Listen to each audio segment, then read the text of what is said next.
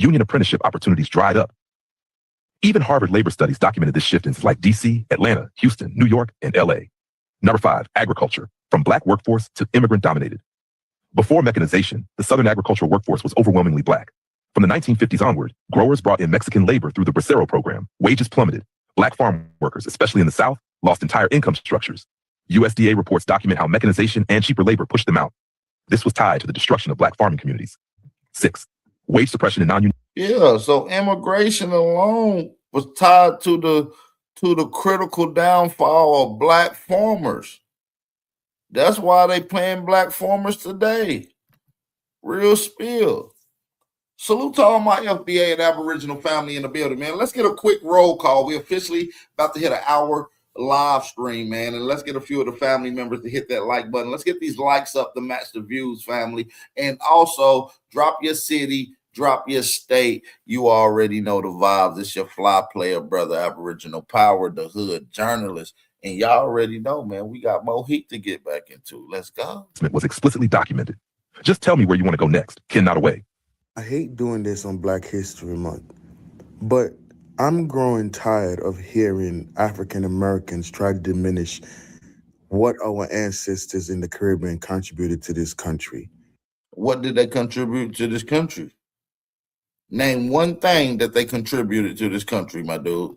Because for some reason, African Americans believe that Caribbean people, West Indian people, did not contribute, nor were they enslaved in America just like they were. And what I'm going to do is show you that we contributed the same, if not more, to the U.S. economy. Not only that, I am going to prove to you that our people were here just like your people were also.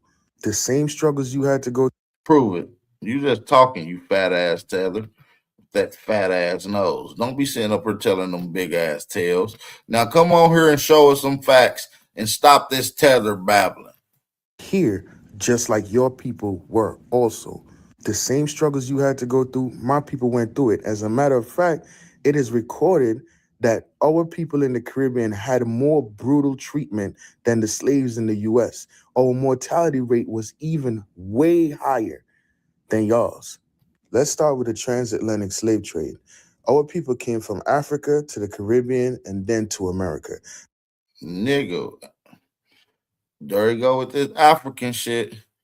So shut your big African ass up. In other words, you just a big lying African who done abandoned your culture and now you done made up some little island culture. How the fuck is a little island gonna be in charge of how we got here? A little bitty ass island gave birth to all this people on the mainland, all these cultures that was already here. What about the Olmecs? What about people like Chief Tuscaloosa? What about people like William Penn? I mean, not William Penn, Chief Tammany, King Tammany. That when William Penn met him, he said he was black. King Powhatan. Pocahontas' father, who was known to be a black Aboriginal indigenous motherfucker. What is he talking about? Who is this Zimbabwean? That simply meant that our people in the Caribbean were also mixed up with the people that came from Africa that eventually made their way to the U.S. Before the 1670s, most enslaved people in Maryland and Virginia were brought from the West Indies, the Caribbean.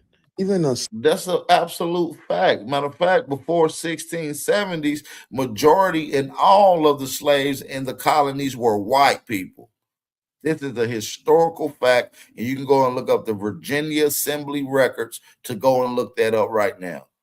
Christians were enslaved. Pale skins were being enslaved. Did you know who was owning those pale skin slaves? Y'all know who was owning them pale skin slaves, family? Niggas and Indians, family.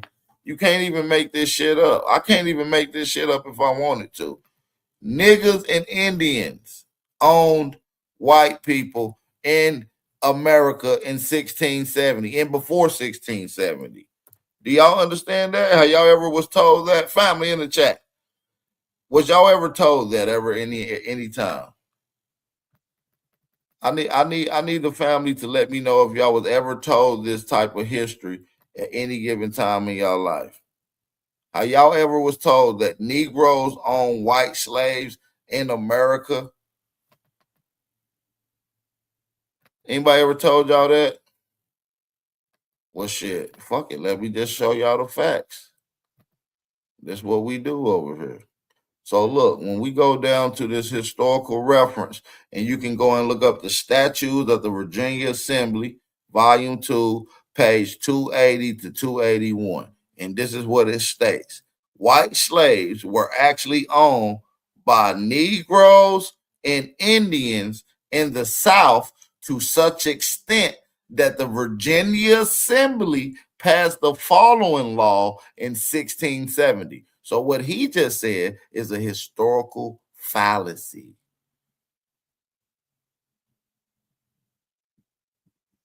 According to the Virginia Assembly records, Negroes and Indians owned white people. And as a matter of fact, the term slave go back to the term Slav, which is an ethnic group of a white people.